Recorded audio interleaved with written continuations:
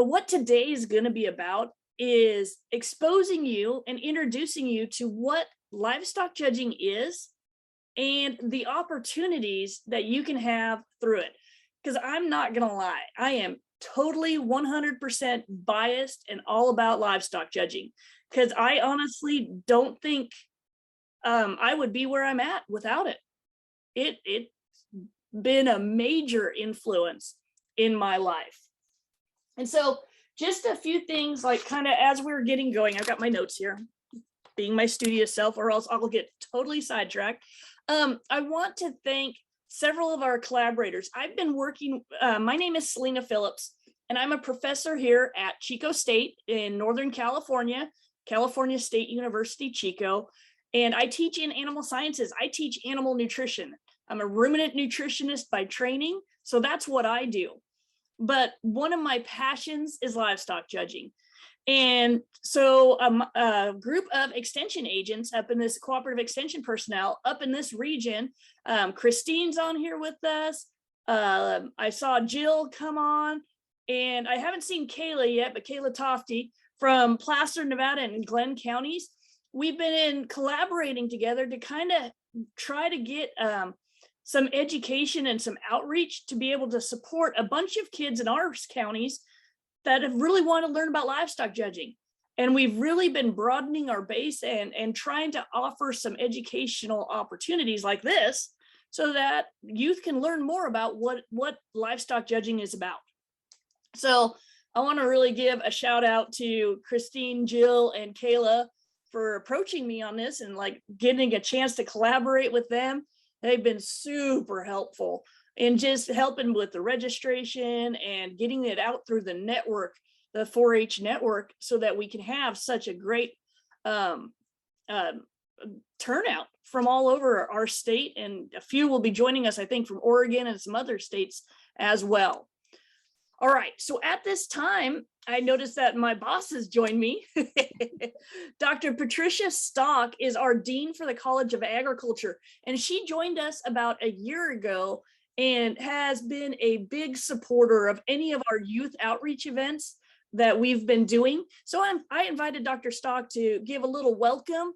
So we've got about 70 some people on here right now, Dr. Stock, from all over California. And as you can see, all ages, and they're interested in livestock judging. So would you mind sharing a welcome? Yeah, wonderful. Thank you, Selena. Well, yes, welcome everyone to this wonderful event, Livestock Evaluation 101, right? Mm-hmm. And my understanding is that there's people from everywhere in the country, right? We've got registrants that are going to be joining us from Oregon and Kansas and maybe Iowa. Wonderful. I see very nice young faces, and that is fantastic. I hope that you have a wonderful time during this training online.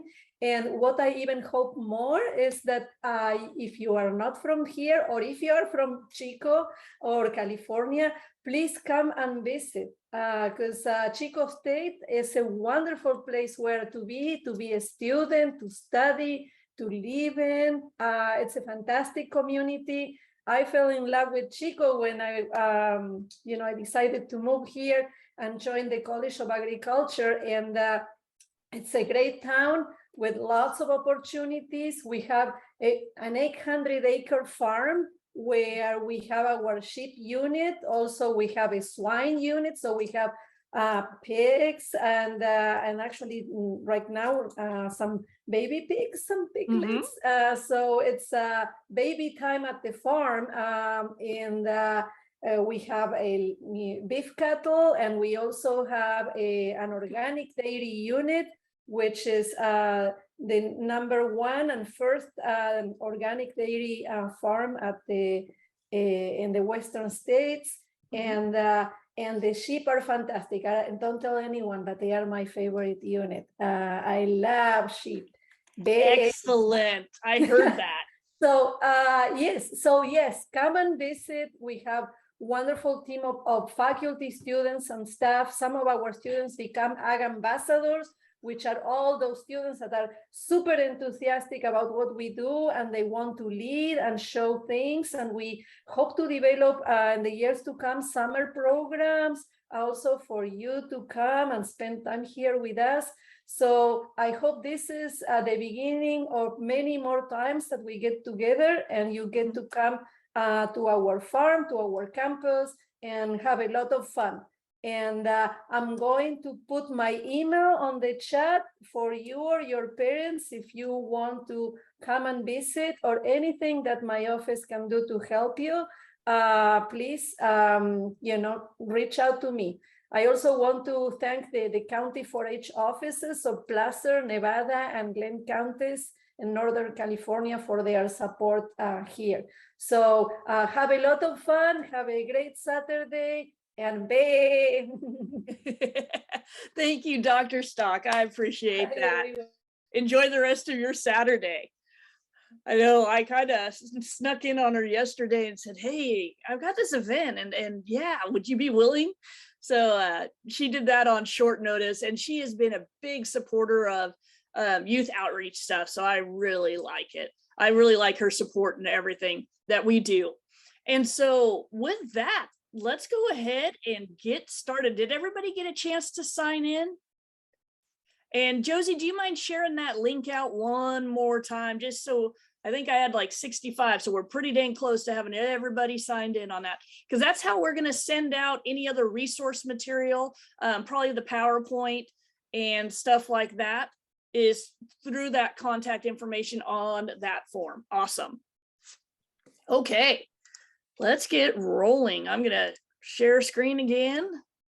Hey, Selena, can I real quick say something? Oh, please do. I'm so sorry. I should have responded yesterday.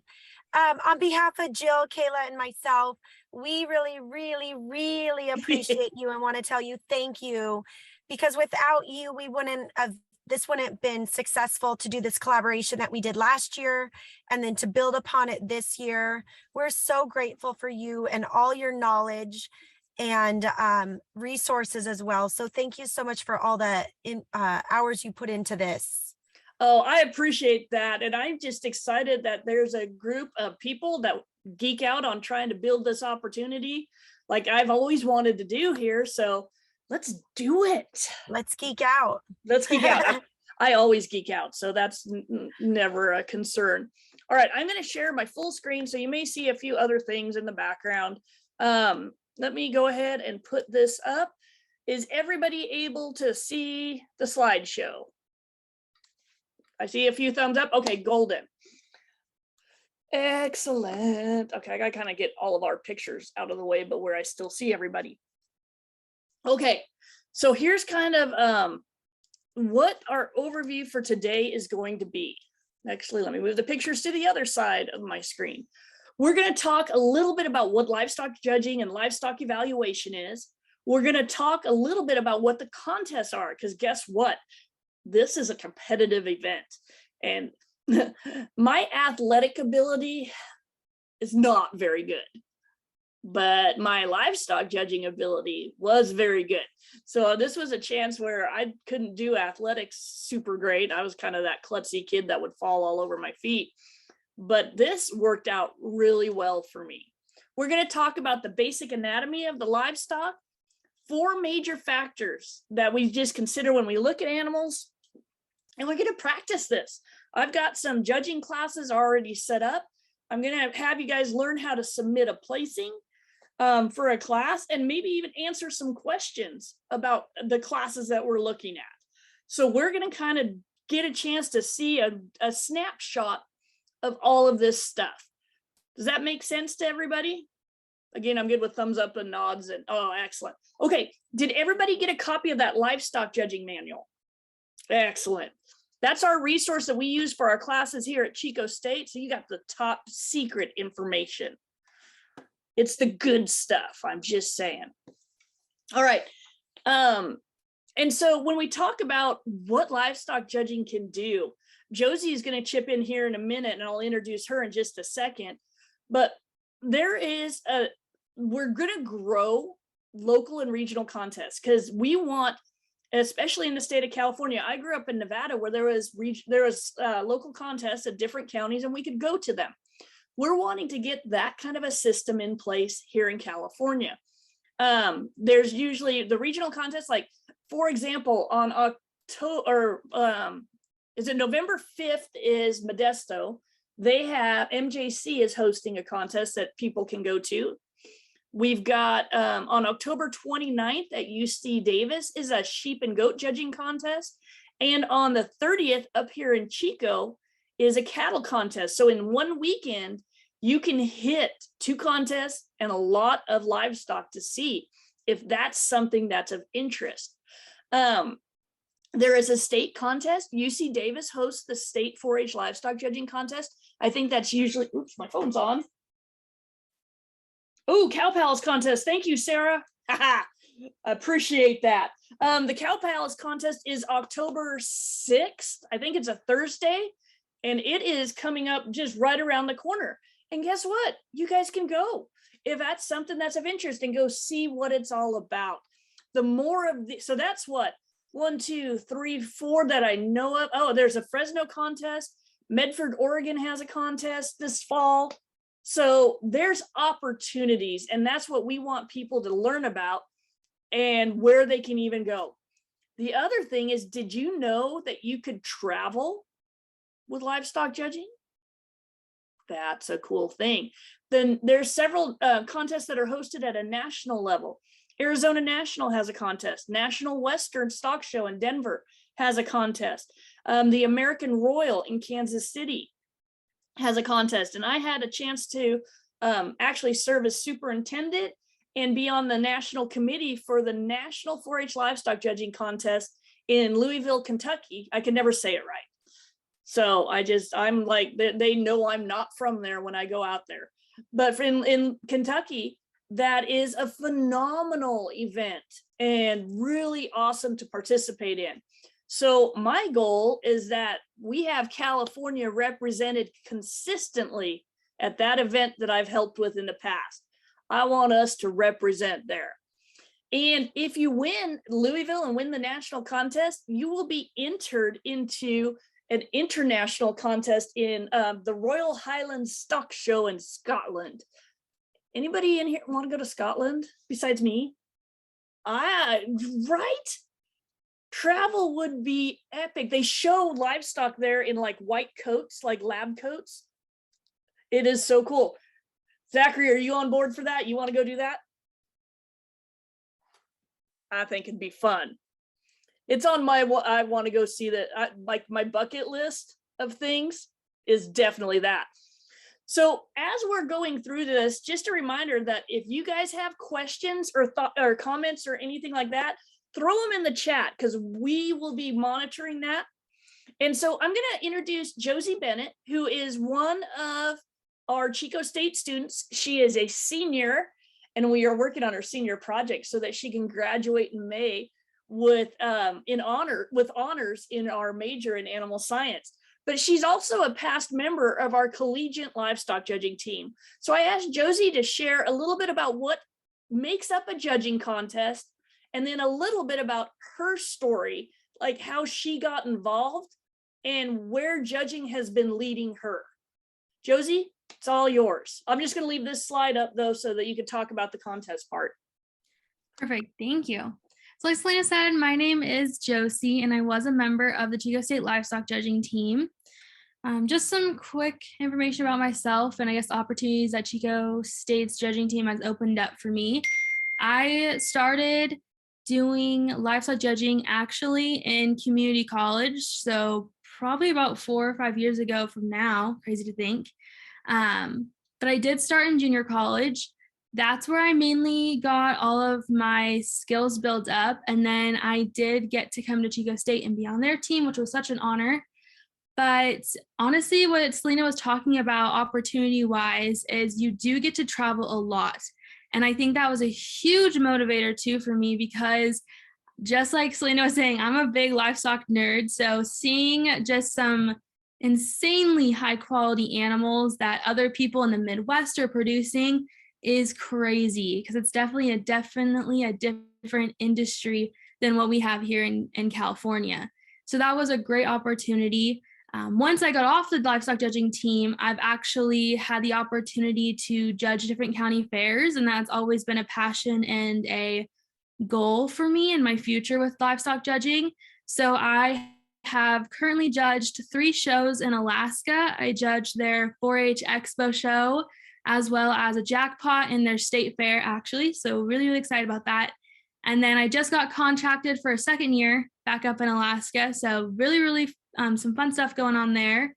And then I did have the opportunity to judge the Silver Dollar, one of their shows. So that was a lot of fun. So it really is kind of what you want to get out of it, which is an amazing opportunity. And you can really explore different areas. For me, I love the industry side of things. So I got to explore that. And I love staying within youth organizations and being able to go to all these different shows and judge still.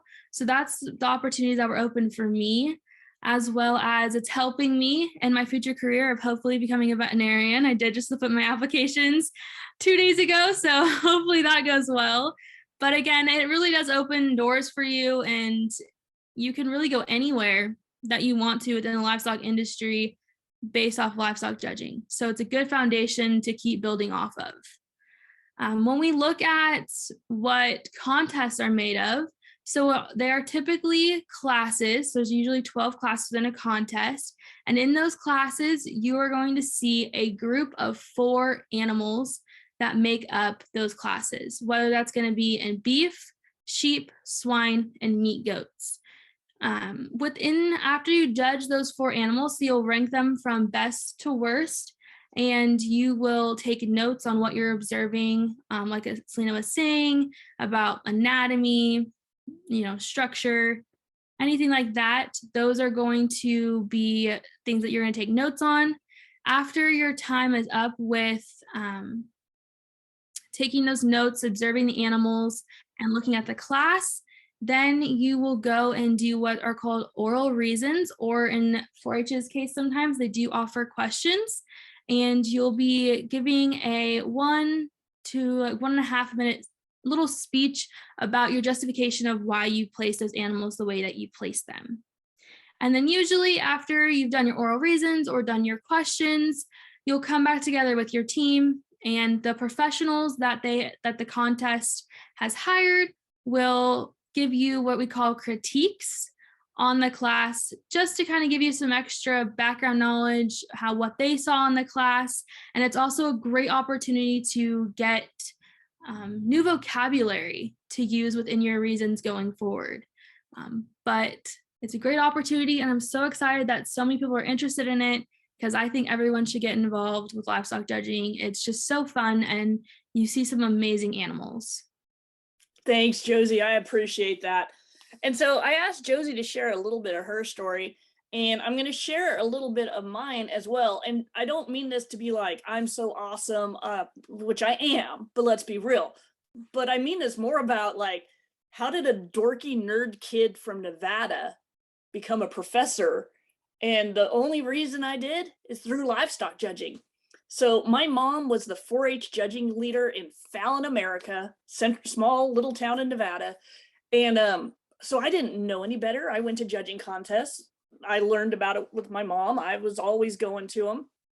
And lo and behold, when I was in high school, I found out that I could actually get a scholarship and compete at a junior college level. Who knew? So I wound up getting a chance and a scholarship essentially to go to Modesto Junior College down in Modesto and compete on their livestock judging team. And that was like whole culture shock, everything. But I never would have had that opportunity if I hadn't been livestock judging. And so I went to Modesto and got to really get involved with the judging program there, learn about California in general, because I was an out-of-stater. And we wound up being on a nationally winning livestock judging team. I had a chance to be on a team that won Louisville, and that's a big deal. It was a really big deal about 5 or 6 years, maybe more, that I was on the 20-year team for Louisville, that you go back after 20 years and get to share your stories. but it was really pretty cool. And then with that, I was able to get scholarships, and I actually came up and attended Chico State and judged on the Chico State Livestock Judging team. And my best day that I had judging, I was second high individual at the Houston Stock Show overall for livestock judging. Our team did really well. We were always kind of top 8 kind of throughout that year, but I made it to second high individual. It was a dang shorthorn heifer class, bottom pair switch that I remember to this day, that I knew as soon as I turned my card in, I was like, dang it, I think I screwed that up. And otherwise I would have won Houston. I'm not bitter. I'm not bitter. Someday maybe I'll let it go. But through these opportunities, I was thinking I was going to be a high school ag teacher. And all of a sudden I was sitting in high school classes and I'm like, I don't want to be a high school ag teacher. I didn't know what I was going to do after college. I was a senior, no idea. And my judging coach, Dave Daly, he's like, Selena, there's this chance to go to Florida and coach their livestock judging team and work on a master's degree. And I remember thinking, why would I go to Florida? Because like, that's not, why would we go to Florida? Okay, why is my screen not clicking? And then my coach reminded me there's more beef cattle in the state of Florida than Nevada and California put together. And I was like, oh, best thing I ever could have done. I wound up going to Florida, learning about I felt like Alice in Wonderland, because like everything was backwards and upside down and ridiculous. And so it was the best opportunity. And that opened the door to a PhD, to be able to come teach at a university level.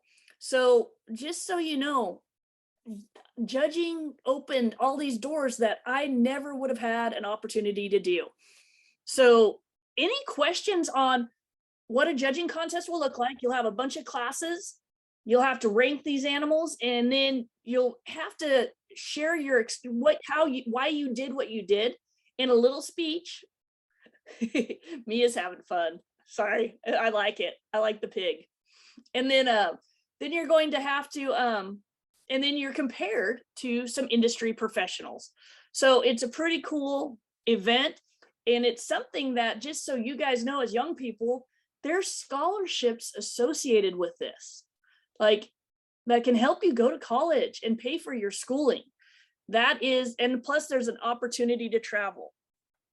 Oh, why are you doing that? I've actually am down to 5 states that I've not been in. And it's like Rhode Island, Connecticut,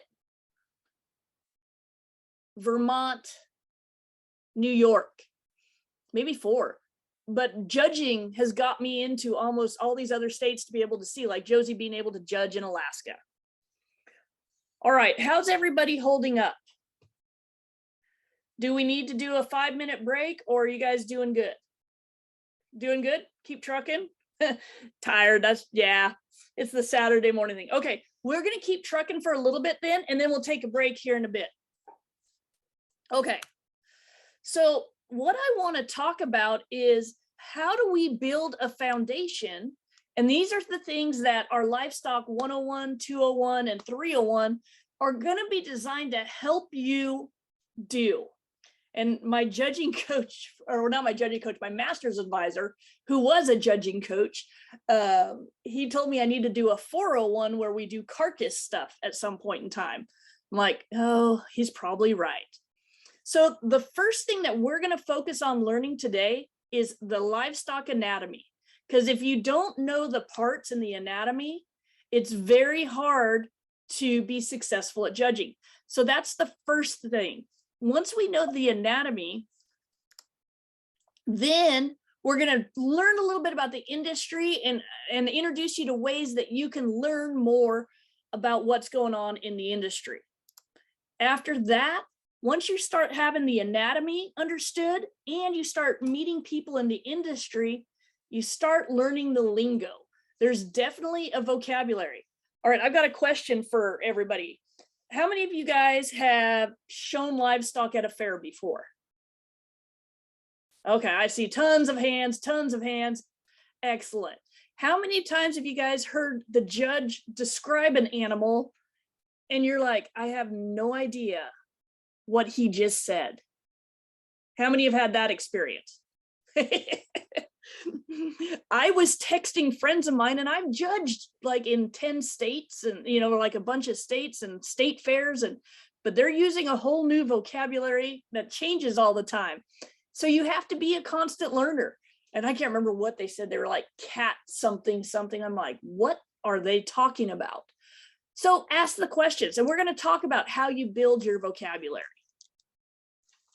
Then we need to learn about the traits in livestock that make us money. Okay. I hate to say this, being pretty doesn't always make money.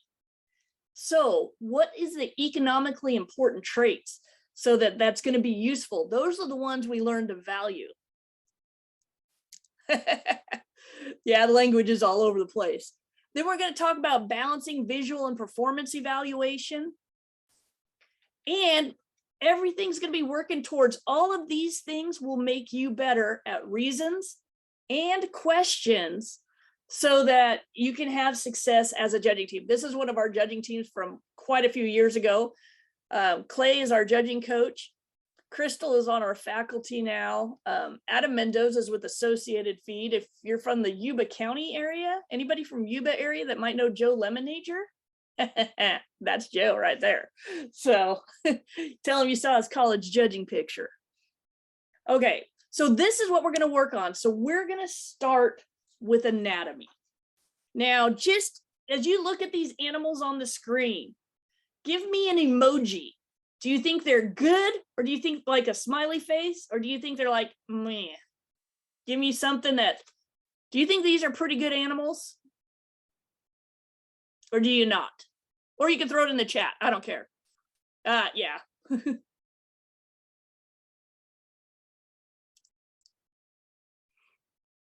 I see thumbs up. I see check marks. I see some good. Yeah.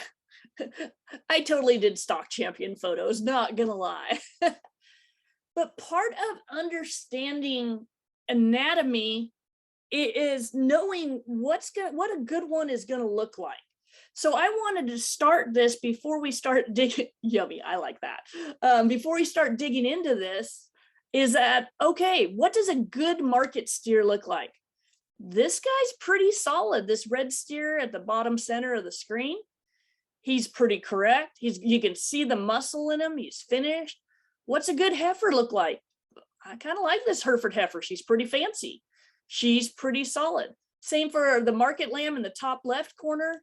The breeding ewe, I saw her. She was gorgeous because she was at the Nugget Reno All-American. But the breeding ewe, a good market goat. What's a good barrow look like for a market hog? And what's a good gilt look like? So this is kind of what we can go back to is like, okay, these are what good ones look like, so that when you evaluate a class, you'll be like, okay, you have a mental image of what you're looking for. Does that make sense? You got to have that. If you don't know what you're looking for, then how do you know if you found it or not? That's always my $1 million question. Okay, so where do we start with that? Is right here. So do you guys have the judging? Oh, Mia, do you have a question or are you stretching? Sorry, I see hands go up and I get excited, but I also do that too. So what I'd like to do, do you guys have access to your judging book, or you can use the images on the screen? I know the beef one's a little hard to read. So on pages, you ready for this? I'll put it in the chat. Let me make sure I'm posting to everyone. Page 25 is the beef, page 47, page 65, and page 81. Those are the parts, the pages in the manual that have the parts of the livestock. I'm going to ask you guys for some feedback.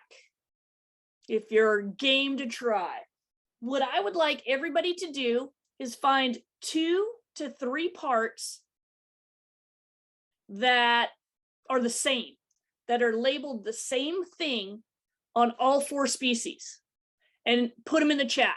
2 to 3 parts that all have the same name?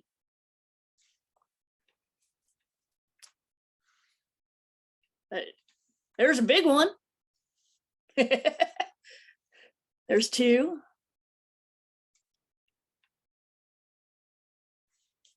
Good.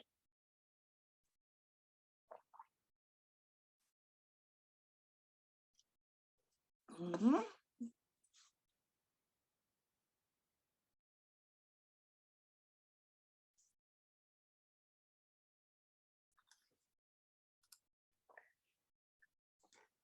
So are you guys seeing that there's actually quite a few parts that overlap, isn't there?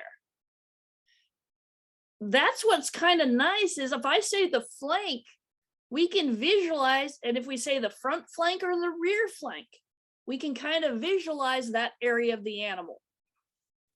The loin is a big one. The loin is the same on everything, and guess what? That's where we get steaks and chops from. So that's an important one. The loin, the shoulder, the flank, the hock, absolutely. The forearm, the knee, pastern, cannon bone. There's actually quite a few that overlap. So that's kind of nice. Now on the flip side, can you find like one or two that are different in each species and what it's called in those species? Like what's one called in the sheep versus the pig versus the goat, that kind of a thing. Find some, boop the snoot, the nose, yep. So what are some that are different now? So find, yep. There's ham in the pig. And what's that called in a steer or a lamb or a goat? What's the ham on a pig called in other species? Brisket, chest, sometimes the breastplate, the breast area of a lamb or a goat. I don't know where dogs came from. They do all have a brain, although there's some that I debate when they're being stupid animals. Flank or elbow pocket, yep, because on pigs we talk about an elbow pocket, but in other animals we might talk about the front flank a little bit. Yeah.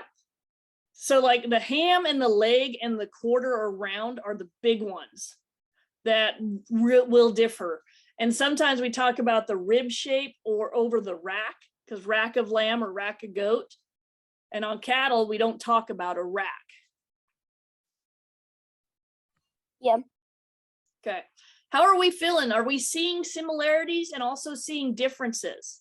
Yeah, sheep don't have a tail, they have a dock. I don't know who came up with it, but it's funny. Yep, rib shape, absolutely. Okay, I'm glad you like this. So when we start getting into this, I'm going to have you guys reference these pages as we're going through discussing. And if I at any point say a term or a part that you're like, oh wait, I don't know what you're talking about, Selena, either shout it out and like, oh, unmute and just holler, or put it in the chat. And Josie will make sure, her job today is to make sure that all of your questions get answered either by me or by herself. And let's take a look. So as we start building this anatomy, that's one of the things we're going to focus heavy on this morning. Now, shifting from anatomy, I always get asked, like, what do we evaluate for? And so I always break it down into 4 things, because 4 is an easy number to remember. And so structure, first and foremost, how are they built? And when we're talking about structure, we're talking about their skeleton. How's their skeleton put together? Because animals, it's like people. Everybody's got a different shape that their body is able to handle, and that's based upon their skeleton. And this can have economic impacts, but sometimes it's just because it looks pretty.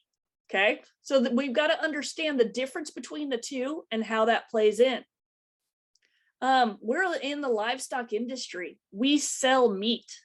Those of you guys that have shown, you tend to sell your market animals at the end and they become a meat product, right? So we need to be very concerned about muscle. Make sure our animal, hey, did I see a ribbon? Excellent. I like it. Picasso. Perfect. And so as we're doing that, we're selling meat. We also need to consider fat because we want the animals to be finished in market animals, but not too fat, right? There's a balance point. And the same with our breeding animals. They need some condition. And I don't know why. Here, we call it finish in market animals, condition in breeding animals. But we need to have a balance of that. So that's a major area to evaluate. The fourth one is volume. And you'll hear volume called capacity, dimension, those types of words. And it's all about an indicator for their production ability and like feed efficiency, stuff like that. So we've got to have a balance of these.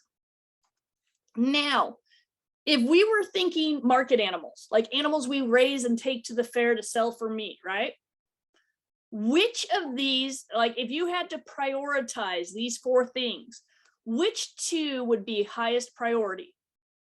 And just throw them in the chat. Which do you think for a market animal you would prioritize first? Give it a shot, throw it in the chat. Would it be structure? Would it be muscle, fat, or volume? Which two would you prioritize high?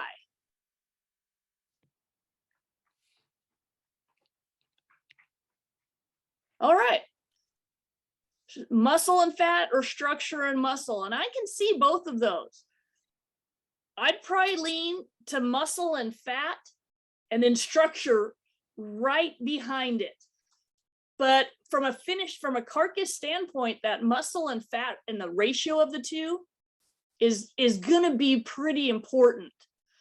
But what if we were thinking about a breeding animal, like a female, like a heifer or a ewe lamb or a gilt or something like that? Then what would you guys prioritize, you think? What two would you prioritize in that? Yeah. Y'all should be teaching this. What up?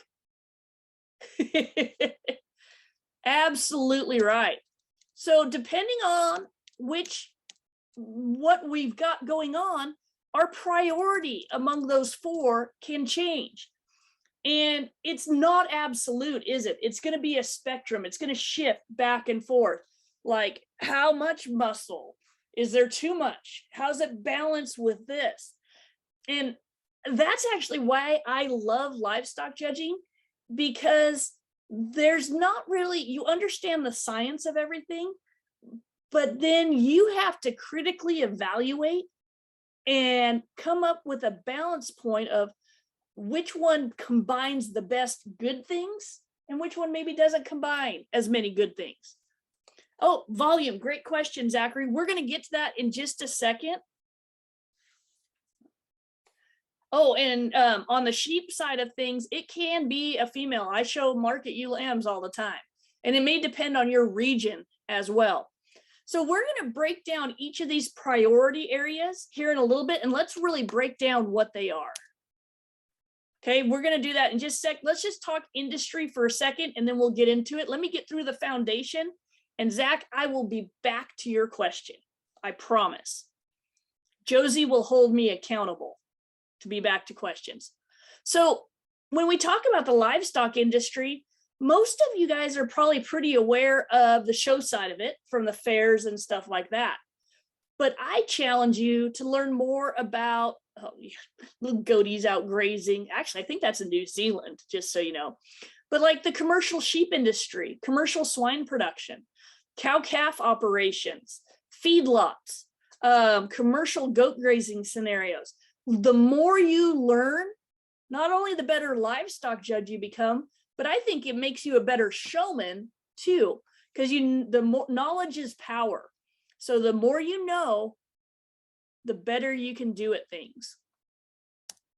So when we talk about the industries, first thing to know is that there's kind of a big difference between the show ring side of it and the commercial industry. Two very different sort of things, and that the priorities for both may not always be the same. But how do you learn about stuff? So how many of you guys, I got clicked off. We may not have as many magazines anymore, Back in my day, it was magazines, newspapers. That's how we got our information. But with the social media and all of that, you have a great chance to learn about a lot of different things. And I know some of you guys, thanks Gentry, like you could grow up with commercial cattle operations or sheep operations. All of this knowledge is going to add to your foundation to be the best livestock judge you can. So I follow quite a few livestock people on social media platforms. There's websites I go to for information. Also hit industry events, go to livestock sales, and not just like show animal sales. Maybe go to a commercial bull sale and just watch a bull sale. You'll be like, oh, wow. But go see, go learn, go look at livestock. Wherever you can gain knowledge, that's perfect. Go to workshops. Whether it's workshops like this is a great opportunity. And I sure do appreciate everybody jumping in here. But also, maybe there's a cattleman's workshop on some health issues in the state or something like that, or a swine workshop on another topic. Cool. Go take a moment. My mom was always going to like cattle workshops because my mom's a geek on cattle side. I grew up with Angus cattle. And that's where, yeah, so I would go to these like cooperative extension, UC Nevada cooperative extension field days and everything. And that's where I learned a ton. And so those are great ideas as well. Let me see. Join a breed association, become a member in an industry group. Ha, Chico State Sheep and Goat Day. Thank you for the plug. December 10th, FYI, is our annual Sheep and Goat Day. I appreciate that. I will always do a shameless plug for any event that I host. But junior organizations, there's California Junior Livestock Associations. There are junior breed associations. At our sheep unit, we have South Downs that has a very active junior South Down Association. California Wool Growers, California Cattlemen's. Youth can become members of these groups. There's the junior, National Junior Swine Association. All sorts of youth groups that can help you learn more about the species you're showing or about other species to help you be better. It's fair game to go learn wherever you can. And sometimes you'll learn something, you'll be like, yeah, that didn't make sense. I don't agree with that. That's okay. That's how you learn and form your own opinions. And that's what I think livestock judging teaches us, is how to form your own opinion about something and make that decision. And that is one of the best things. Oh, thanks, Gentry. California Nevada Hereford Association, Junior Hereford Association. Oh gosh, about 20 years ago, I think I judged their state show. It was a ton of fun. It was in Tracy and on probably the windiest day I think I can ever remember. But any of those, the jackpot circuit, if you jackpot show, anything like that, great opportunity. Visit with people, convince your 4-H club, FFA chapter to go on a field trip to somebody in the industry. I'm going to try to take my 4-H sheep group to a couple different breeders and go see something totally different. A good friend of mine has Dorper sheep here. We never see Dorper sheep, but I wanted to go learn. It's also one of my former advisors. I love that man, Wes Patton. For those that had Wes, if you know, you know on Wes Patton. And but visit with industry members. Go see, do some tours, ask questions. If you're able to get a job or just like, hey, can I come hang out for a day? Work with someone in the industry. Those of you that grow up in it, you are always working on it, but get some experience. Just say, hey, I'd like to learn more about pigs. Maybe is there someone I can go work with a little bit and do some stuff and learn more? So there's lots of opportunities. And just so you guys know, I will send you the PowerPoint as well. So if you're scrambling on notes, don't worry, I will help you out on that as well. All right, the vocabulary. So everything we're talking about right now is about learning the language. And I'm going to bring up all the stuff. There is a definite lingo. When we talk about, like, when you're listening to a judge talk a class and you're like, I have no idea what they just said. It's confusing. Ask questions. It's okay to be like, hey, I don't, what did they mean by blade? What the heck's a blade? Shoulder blade. Okay, we just can't say shoulder because that's not cool. We have to say blade. But it's the shoulder. It's their shoulder blade. How does that move? Ask questions. Seek the definitions. There is no stupid questions on this kind of stuff. On other stuff, there may be, I promise. But when you're learning the language, ask. Don't hesitate. Have you guys heard a term that confused you? Do you remember it? Would anybody be willing to share something in the chat that they were like, just send it out in the whole group chat? That Shannon, I love you guys too. This is funny. I am totally all over the place. But what's a term that you guys can take notes at any point in time. It's totally up to you. We're going to get to notes like when we start looking at classes.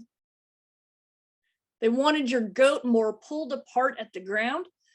That is simply saying they wanted him wider based. Just meaning he needed more width up in his chine. Oh, the chine is like right where the spine goes through the shoulder blade. That's a weird word. I'm totally with you on that one. Crestier.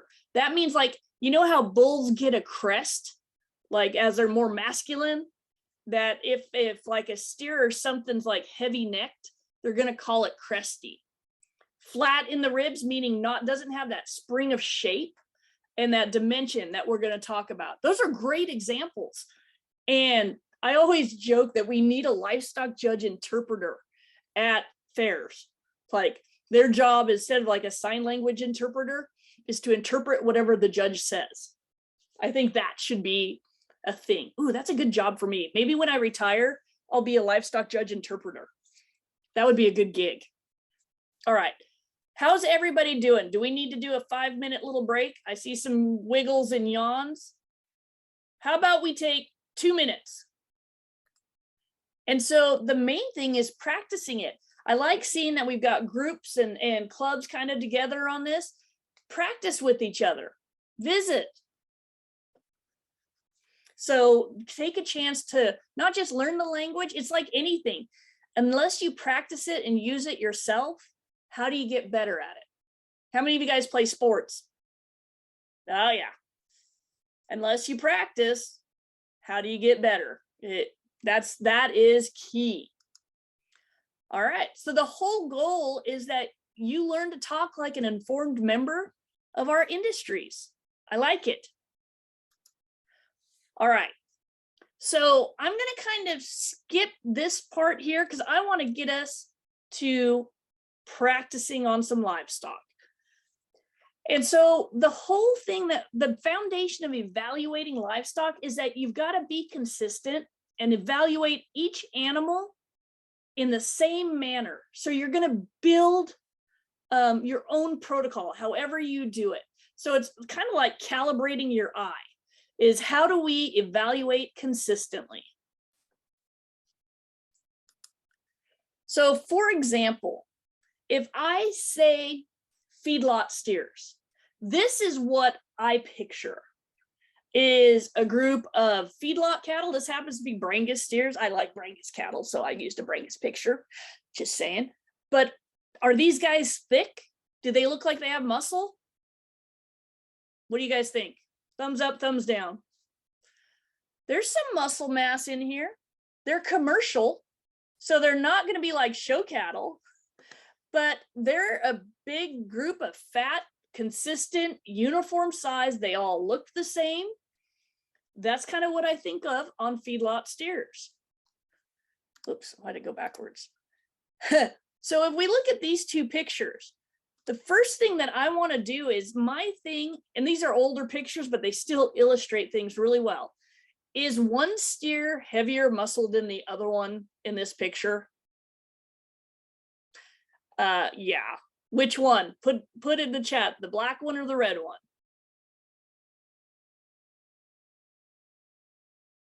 Yeah. Pretty blatantly, huh? It's pretty obvious. So what I always do, and when I teach judging with my crew, it's start from the ground up. So if we start at the base of these two steers and look at this, how much width is between their hind legs, between their hocks, and right up here and on a sheep, it's the twist. It's pretty clear how much width is in this black steer, huh?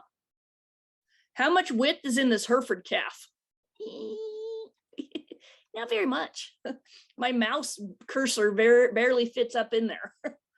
So it's pretty obvious that if we're going to evaluate these livestock, if we start at the ground up, that's going to tell us our foundation. I can't remember who it was that had the question about his goat needing to be pulled apart more. This is what they're talking about, is just getting pulled apart in that skeleton so they're wider based, okay? And so from there, as I start at the ground up and just start looking, whether it's a side view or any view, I look at the ground and kind of build up and move forward on the animal. Some people move backwards on the animal. I kind of always start at the base and then move up to the hind quarter or the leg or the ham, whatever it is, and my eye goes forward. But that's what I do every single time when I look at livestock. So that's where it's about building a consistent plan. Does that make sense to everybody? Start at the ground up, and then whether you go forwards or backwards, I don't care, but just do it the same every time. Because then it's like muscle memory in a sport. If you're throwing a football and you just go over it the same way every time, it eventually becomes muscle memory. I see basketball players, same thing, muscle memory, making the shot, muscle memory. Okay, that's what we're doing with our eye evaluating livestock, is creating that muscle memory of a process. And if you do it consistently, you're going to be able to evaluate quick and accurately. So let's get into where we look for muscle. Oh yeah, we're done with the break. We're getting back in here. They're all dirty, yeah, because those are feedlot cattle. They don't get baths. They are living out there, and that's what feedlot cattle truly look like. And those were actually pretty clean. All right, so what do you guys see in where we're looking? Oh no, that's no worries at all. I double send stuff. I send stuff I'm not supposed to. It's all good. Do we see similarities in these 4 images about where we're going to be looking for muscle? What do you guys think? We're going to be looking over the top. Is that the same for all 4 species? They may have different words, but for all 4 species, we're going to be looking down their top line, over their top for muscle expression. We're going to be looking through their leg or their ham or their round / quarter, and that can go either way. We're going to look at their stifle muscle, which is this joint right here. But when you stand behind an animal, that width from stifle to stifle shows how much mass they have. And also a good indicator that people forget about is their forearm. So that with the base, because if they have a wide skeleton and they stand wide apart and move wide apart, that's muscle holding it apart. If they come in narrow, there's no muscle there. And so let's look at some examples.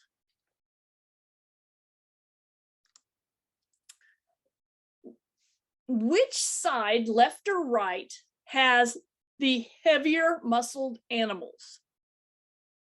Go ahead and throw that in the chat. The left side of the screen with the black steer and the black pig, or the right side of the screen. I think everybody's pretty consistent on that. This is a fine pig down here, isn't it? The spotted hog on the bottom, that was sarcasm, everybody. Complete sarcasm. Okay, so when we look at this, and I love this picture of this black steer and the Hereford steer next to each other, because this is where, when we talk about evaluating from the ground up, which steer is wider based from the rear view? Black or red? black one. Now, when we talk about that stifle to stifle, this is where that stifle muscle is, that little bulge there and that little bulge here. So from stifle to stifle, which steer is wider? The black steer still, isn't he? When we look at through the hip area, up through here, still that black steer. Okay, the same on this sheep, from stifle to stifle through the hip, compared to this sheep, he's just a commercial sheep. Same with the pig, right? So does that help in terms of where we're really seeing muscle from the rear view? But you can also see, like looking at the hind end of this steer right here, much fuller, lot fuller than this red calf. Okay, same with the lamb, fuller leg, and not so full. Look how flat it like goes in right here, not as much muscle. So those are those indicators for muscle. How do we feel about looking at muscle area?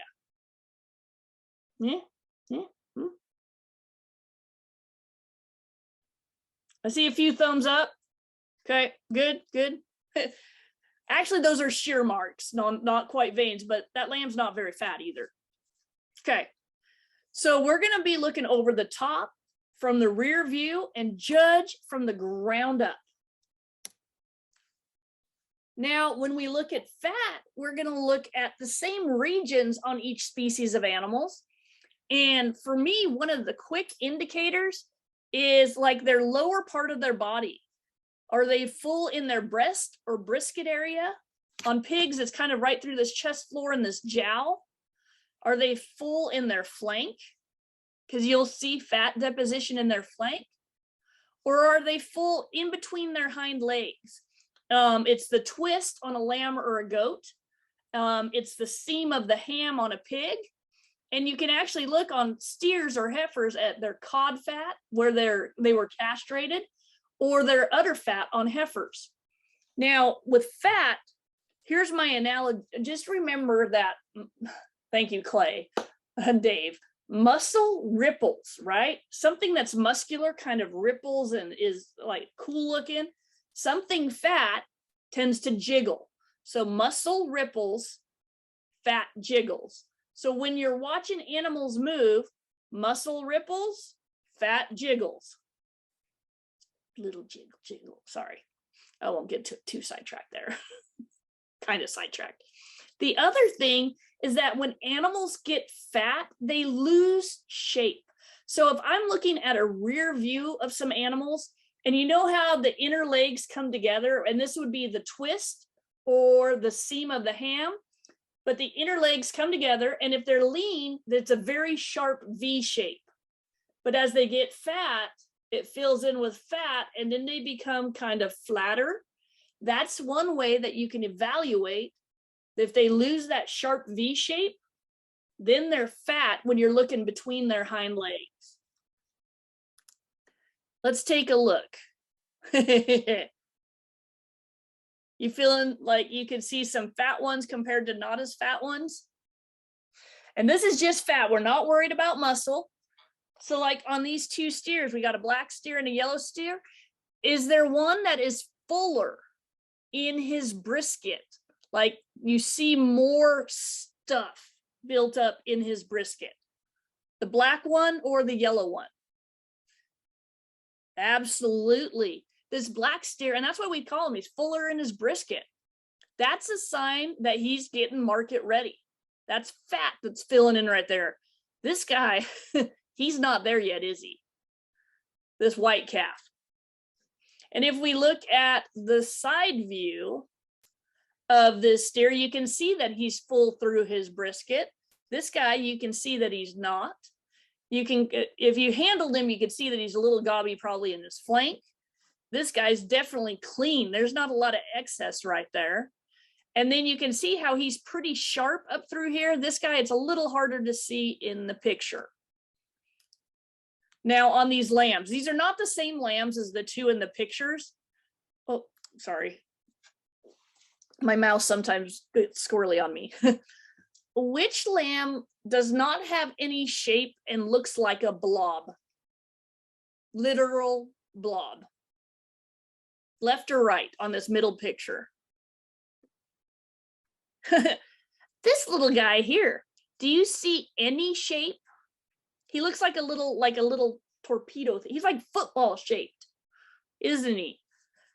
Whereas this lamb, you see a little bit of a groove, you see some shoulder expression and a little bit around the hip.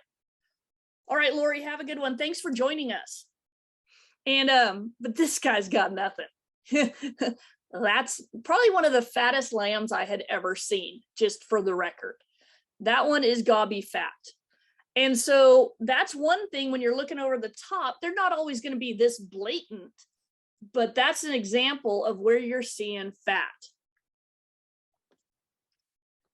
And then look at the pigs.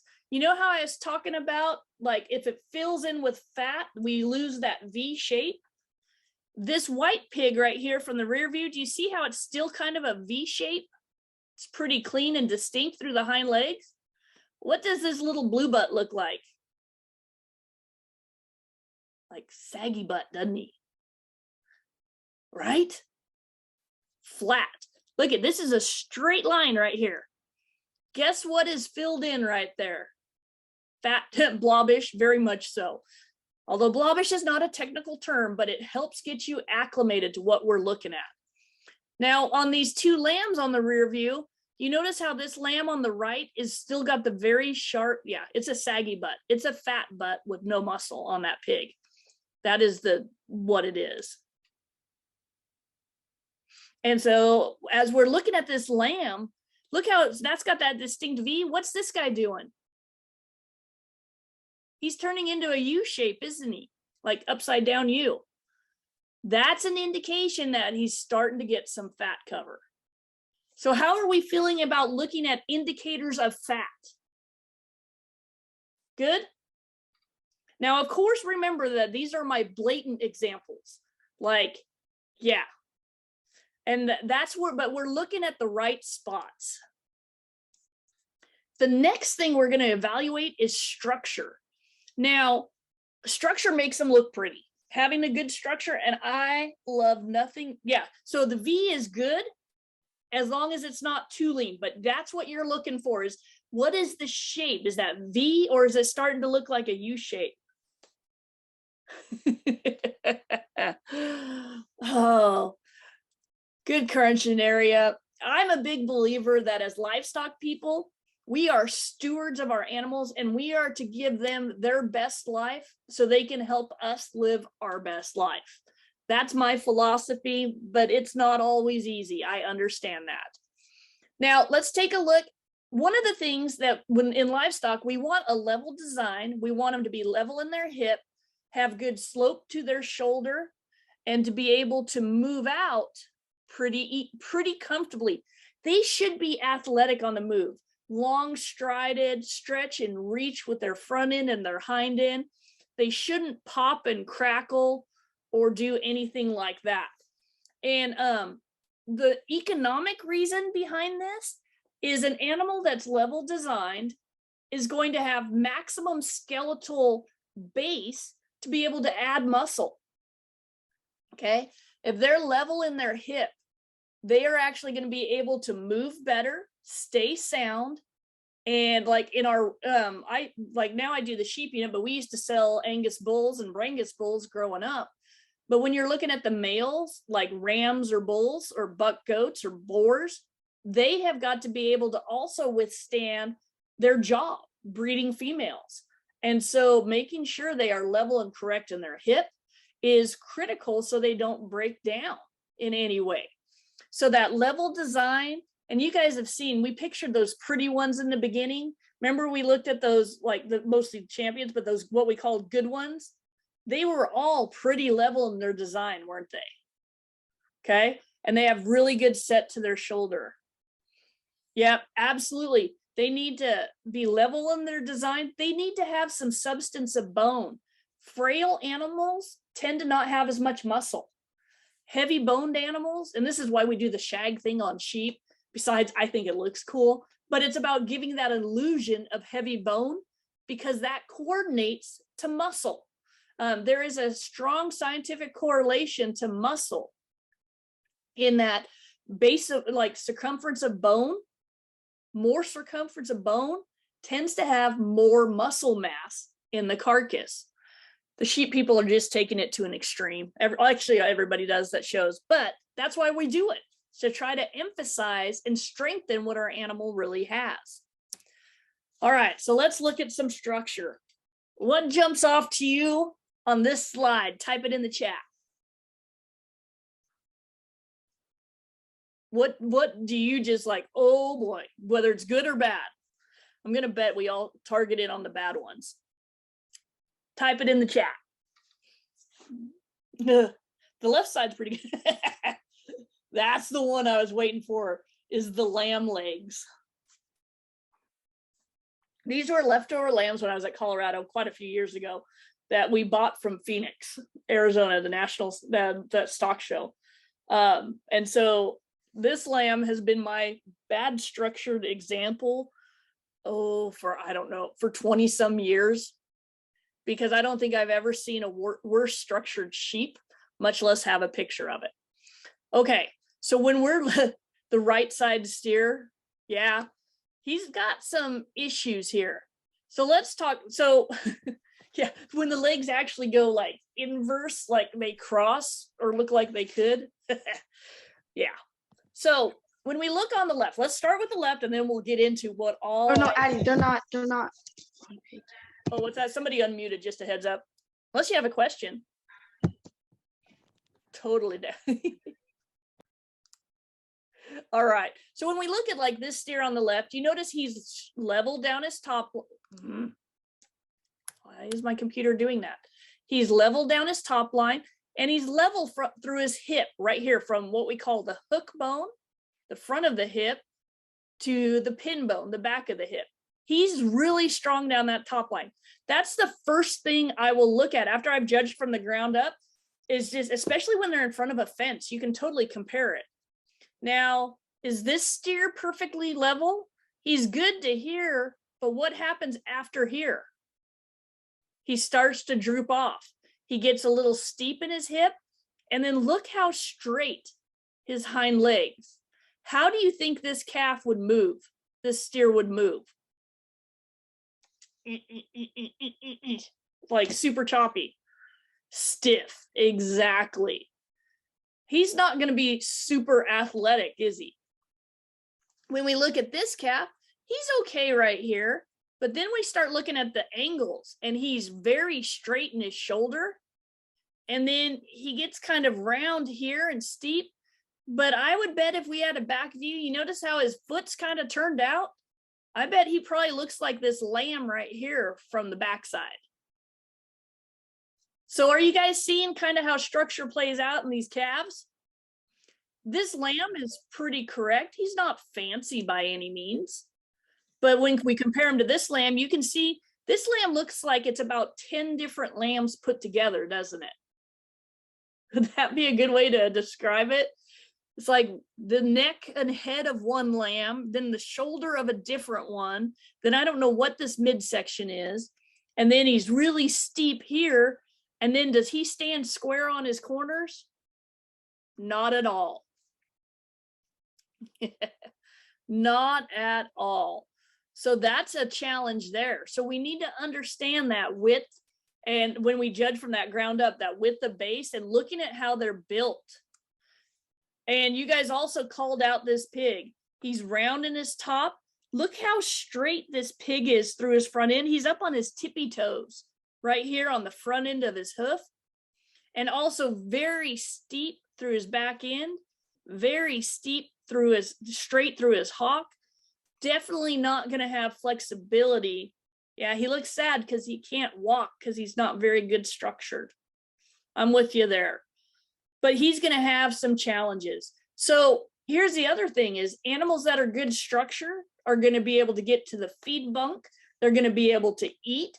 Not only do they look pretty, but they're going to be more functional. And that's why we worry about structure and design. All right, last one. And I think, Zach, this is getting to your question when we were talking about volume. Now, volume is, I'm going to ask, sorry, guys. It's a Saturday, but I'm going to ask you a math question. Are you guys like, I see faces like, no, don't do it. It's okay. It's math that relates to livestock makes it cool. And that's what I do as a nutritionist. I like this. I hate math. I like math. Math is one of those subjects. There's strong feelings one way or the other. Nobody's ever like, it's okay. You either love it or hate it. But when we take a look at this, what is the formula to figure out volume? If you were sitting in school, what would you were learning about volume, area, those types of things. Does anybody remember the formula for volume?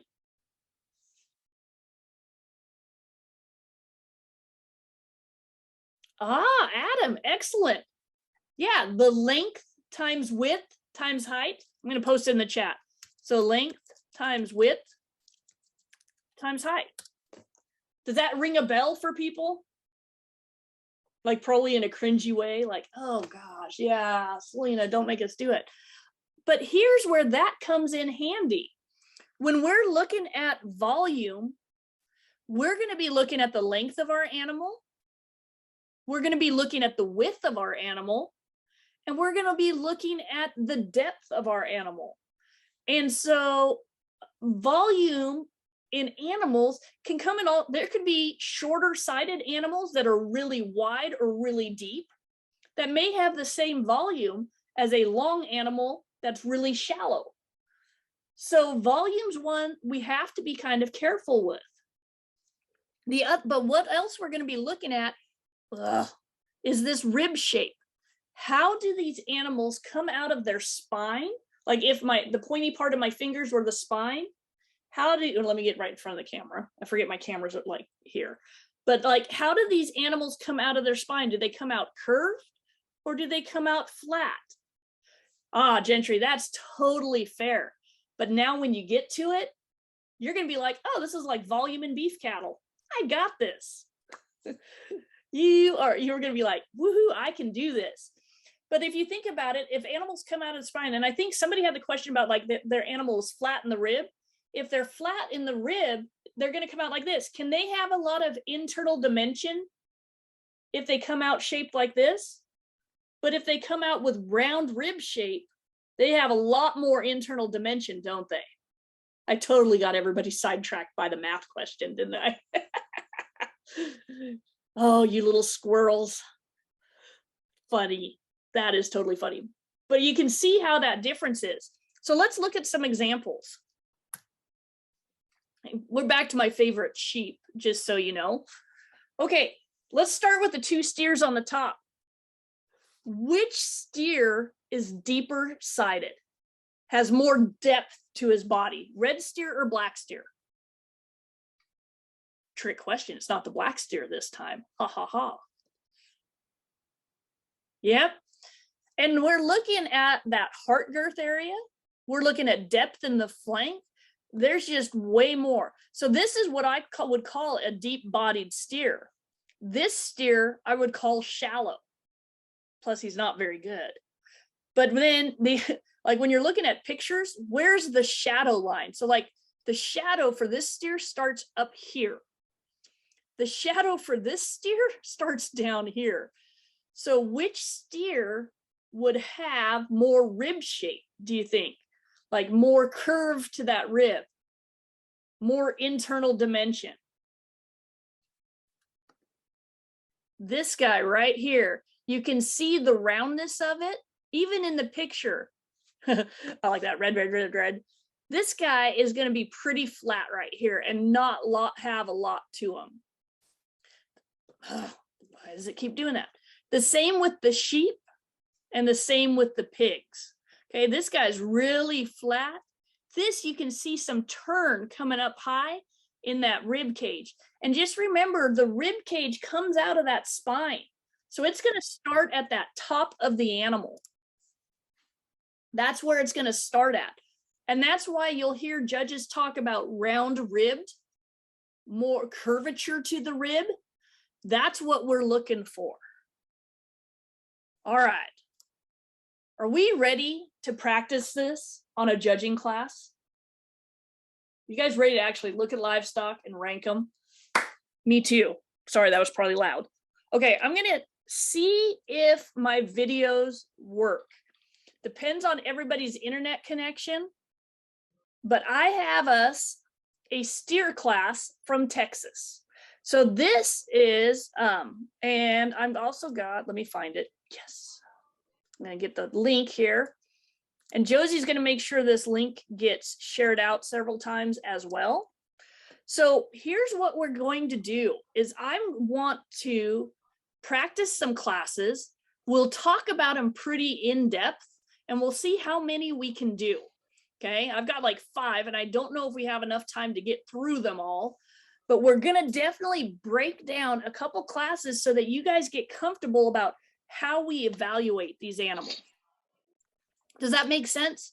Which is what we're really all about, but taking some of the stuff we've learned earlier and putting it to practice. All right, so I'm sending out a Google form and this is where you guys can click and find a placing.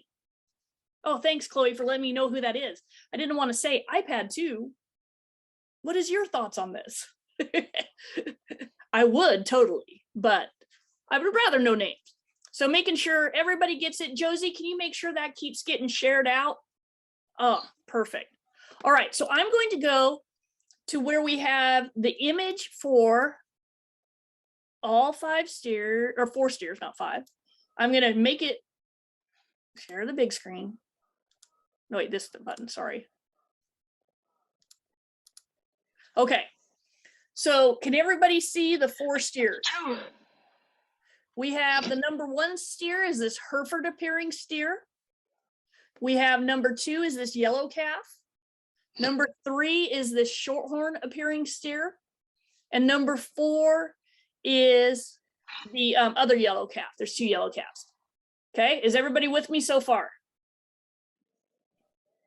Give nods, thumbs up, signs of life. Excellent. Okay, so what we're gonna do is I'm gonna play this video and we're going to, what I want you guys is let's put together, so what are the 4 things? Can somebody list the 4 things, or like, what do you guys remember are the 4 factors we're gonna be evaluating for? 4 big traits. We just went through and looked like where we're gonna be looking for them. Let's see what you guys remember. Yes, Lucy's on it. Who else? Throw it out there. And for steers, let's have you guys put them in order. What would be our priorities for a market steer class? If we've got market animals, muscle and finish, absolutely. And then structure and volume. Denise, great. I don't know if it's really Denise, but Denise's screen, great job. Yeah, muscle and finish. So we're going to start. I want you guys to be judging these guys kind of from the ground up. You can start even from the side view, seeing some width. You're going to want to look for the shape of the muscle in the quarter or the round. And I think you might even be able to see some differences there. You're going to want to watch them as they walk away and watch them as they come back to you, because we're going to look to see how finished they are. And cattle, we need some fat cover because we want marbling in our steaks, right? Nothing like sitting down to a good, I'm going to be hungry for lunch. A good steak dinner, and there's like marbling and it's juicy and tender. That's what we're about. All right, so I'm going to hit play and they're going to show the side views. They're going to show all the views. So this is where I want you guys, if you see something, you're like, oh, that steer's super muscular, write it down. Write down 2 is thick or whatever it is. Or 1 is a Hereford looking steer. But just start making some notes. We're not going to worry about format right now. And I'll play this over and over again. Is everybody able to view the video okay, or is it skipping? Can I get like thumbs up that the video's working okay? Oh, good. I pulled them all up. Hopefully they're all buffered. Oh, is it laggy? Okay. Not too much, but like a bit. Okay, let's give this a try, but I also downloaded screenshots. because I've been finding that it's sometimes, depending on people's internet, it gets laggy on Zoom. Okay. So let's try this.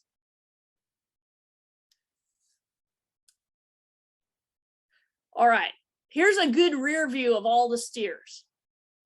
Do you see, like when we talked about width across the hip, width across the stifle, squareness, how they stand up, we should be able to see some differences in muscle structure from this angle.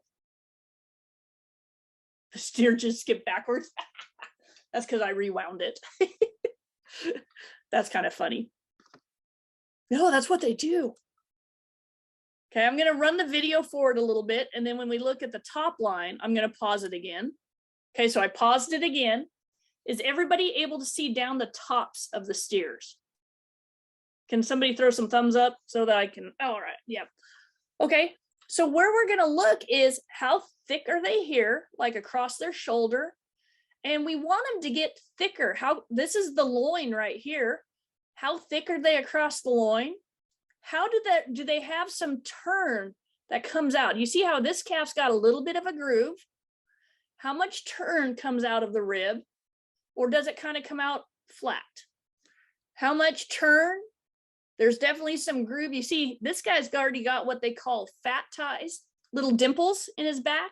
That means he's really well finished. If you start seeing those, that means they're right about market ready. But how much thickness do they have coming out? How thick are they across this hip?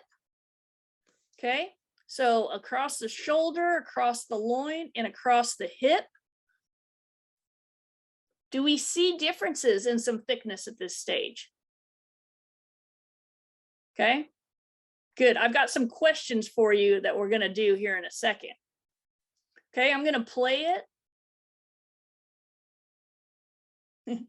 He's bellowing. He's like, I want to move. All right, so now we can start looking to see how full are these steers in their brisket. Remember we saw that really skinny one that didn't have any fullness in the brisket? Are there any like that in this class?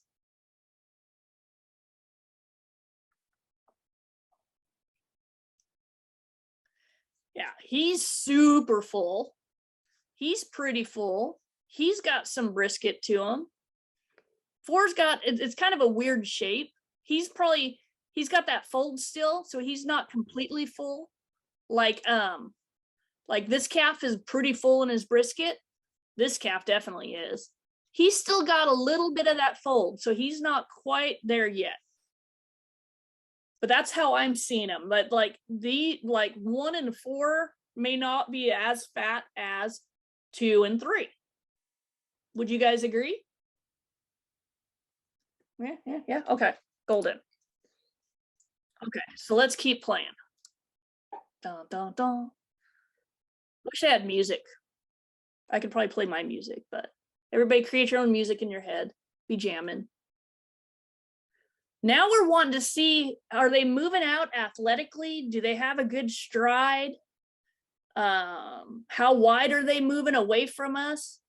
You can actually see differences in how wide they track. And that width right behind, like the width right behind, but at the top of their legs, how wide are they there? How wide when they hit the ground? I'm going to actually rewind that. So be prepared for maybe, oh, did it start over? Okay, we're going to run it one more time, the whole thing.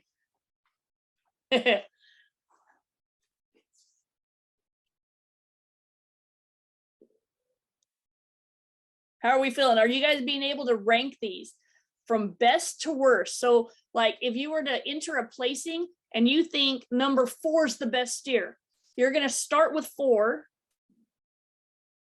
Uh-oh, one of those steers is literally flying. I'm sorry on the laggy. And then if you think 1's next, you put that in. So when you look at that Google form, do you see all the possible combinations of how to place it? I'm going to pause it right. Actually, we'll pause it at the. Okay, let me minimize it a little bit. Okay, and let me pull up the form. Okay, so I put a picture up here. So what I want each of you guys to do is go in, and are you able to enter your placing? And so depending on, in the first spot is the animal you think is the best. So if you think number 1 is the best, these are your combinations. If you think number 2 is the best, these are your combinations. And you go from best to second. So it's like placing a class, first, second, third, and fourth. This last number should be the animal you think's the least desirable in the class. Okay. So I'm going to stop sharing screen for just a second. Okay. All right.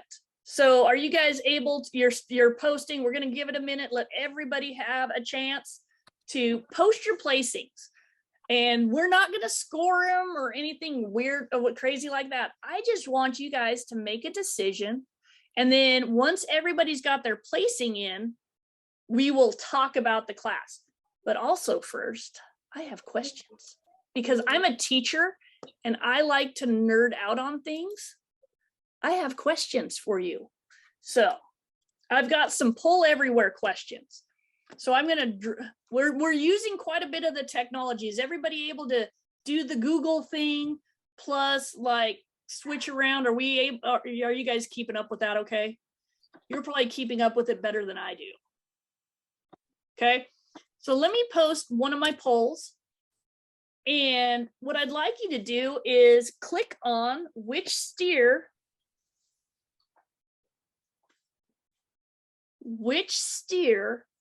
is the heaviest muscled.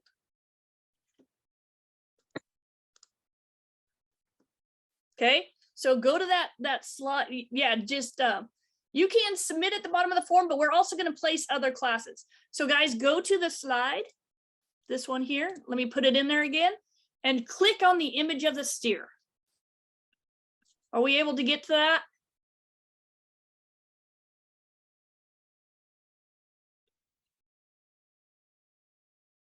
To the poll everywhere, give that a try. I'm posting it in the chat.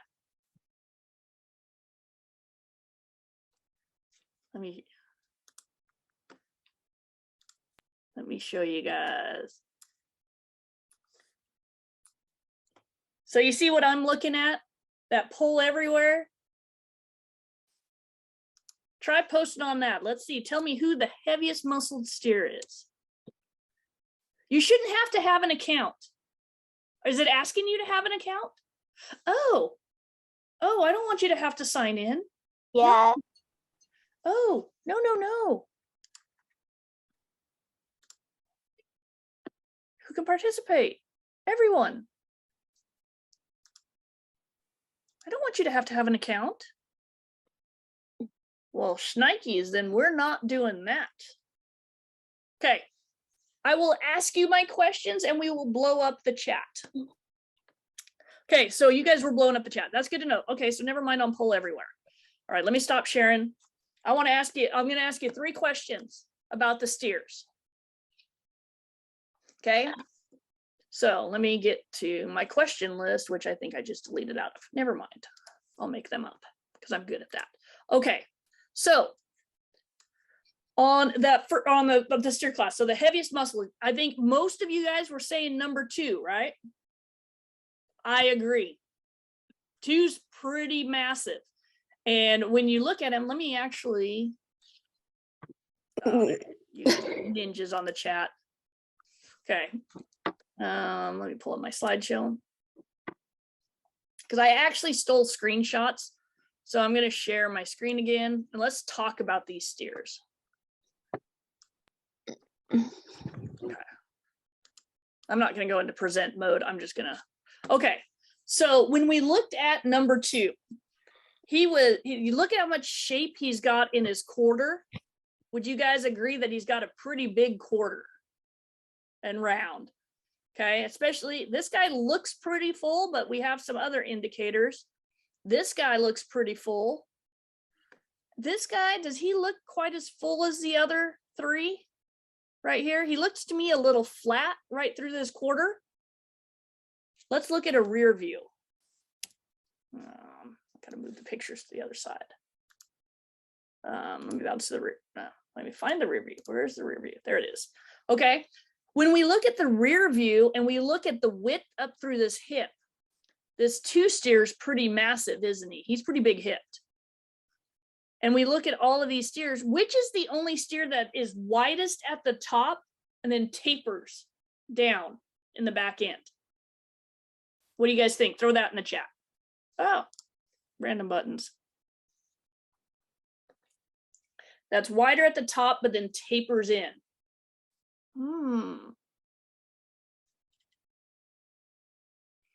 Interesting. Because I see it as 3. So like, because this steer is thick up here, and he's got some expression to the stifle and is still pretty thick and even wide based. When I look at 3, I see he's got some thickness up here, but he just kind of gets flat and like narrow right in here and doesn't have that width. Maybe I explained that weird. I could have done that. Because to me, this steer actually seems to be one of the lightest muscled steers. What do you guys, because he's pretty flat through that quarter. From the side view, he doesn't have a lot of shape. And one thing we didn't mention, but it's kind of part of structure, if we were to pick an animal up by his heart girth, like right here, right here, right here, or right here, if we were to just pick them straight up, like here, my little giraffe, no, let me grab a legitimate toy. Okay, not my palm tree, that's not gonna work. Okay, so if I were to grab my little sheep here and hold him upright like this, is he gonna tip forwards or backwards? He's kind of big-headed, isn't he? So he'll probably tip forwards. That's what we call balance. So if we were to grab this Hereford calf right here, the Hereford calf up top, which way would he tip if we were to grab him right where my cursor's at? Just put forward or backward. Where's the most of his weight?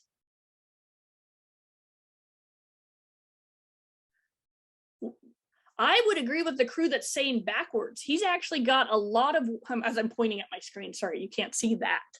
But look how much weight he has here. He may tip towards the back a little bit. If we did this yellow calf, where would he tip? Yeah, he would definitely tip backwards, wouldn't he? Okay. So now what about this red calf? If we were to grab him right here, which way might he tip? Because to me, he looks like one that might tip a little bit forwards, huh? And do you see what I mean? Does that concept make sense for balance? That's how I think about balance. And so if they're going to tip a little bit forward, my guess is they don't have a lot of muscle in their hind quarter. So when we look at this, which calf would you have the most confidence in tipping backwards? Butt's the heaviest. Yeah, me too. I started the 2 steer. I think the 2 steer, he is super thick. He's market ready. He's got so much muscle. And when he moved really good, didn't he? He actually moved better than some of the other steers. He's a steer. He's thick. So he's got some tightness there. But then for me, the other direction was actually pretty easy. This steer to me was fat without a lot of muscle, right? So are we going to get a lot of red meat from him compared to the other 3? No. So he's going to wind up in the bottom of the class. And then between 4 and 1, is there a big fat difference? There wasn't. When I was looking at them from the front, they're both got some finish, but they're comparable. So which one do you think has more just pure muscle? Between 4 and 1, 4 and 1, sorry, let's make sure. Between 4, this yellow steer on the bottom and this Hereford calf. Oh, you guys think one. From the side view, maybe. Let's bounce views. Okay, so let's look at the top view. Okay, so when we look at this Hereford calf, he's got some front end, but notice how he dips in really tight here. Right where my cursor's at, he dips in kind of tight.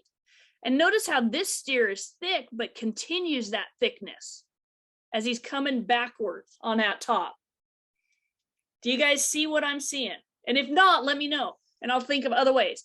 But when we look at that thickness, this guy stays thick as he comes back. This guy gets a little pinched right here over his rib cage. And I don't know if he has quite as much muscle. The one thing that really sold me on it was when they were tracking away. This Hereford calf got really narrow as he walked away. And for me, that's why, but that to me was the closer. And so I actually placed it 4/1. So Luke, you got a 50 if that's your placing. 2, 4, 1, 3. But my more important question for you guys, does that make sense how I placed it? I want to make sure you understand the logic behind it. And do you see those differences? Okay. Excellent. I thought this was a really good class to learn from because you can really see volume differences. This is just a big, good steer, thick, muscular. I'd probably smooth him up through his hip a little bit, but I really like that yellow calf. He kind of follows the type, but he gets a little straight in his shoulder. He's not as extended up through that front end, a little tighter here. The Hereford calf, it moves a little longer strided, but doesn't have the muscle. And then this guy just doesn't have the red meat to go above. How's everybody holding up? Okay. All right. Well, because we are down to 5 minutes of what I was planning. And so I want to make sure, oh, the cuts, I would probably cut this like a, we haven't talked about cuts. Cuts are how you do the points. I'd probably cut it like a 4 or 5 on top, a 4 or 5 on the bottom, 2 to 3 in the middle, somewhere in there for me and how I placed it. So I didn't want to go past 2 hours because that's a long time to be on Zoom and it is your Saturday. So what I would like to do is just maybe we wrap up here and let me know what from today, if you guys wouldn't mind throwing in the chat one last time, what was one thing that you learned today that stuck with you? Would you mind sharing that? Like, what's the one thing you learned that you're like, okay, I can use this? Volume, the balance trick. Yeah, that balance trick, that one works for me. Okay. The 4 qualities the things we balance on. Muscle ripples, fat jiggles. My steer don't jiggle jiggle, he ripples. Just kidding.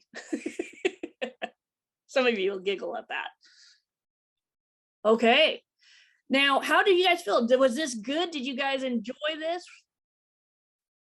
Yes. Okay, I appreciate that. Because what I'm going to do is I will send the PowerPoint to you, which has 4 other classes on it that you guys can look at and practice with.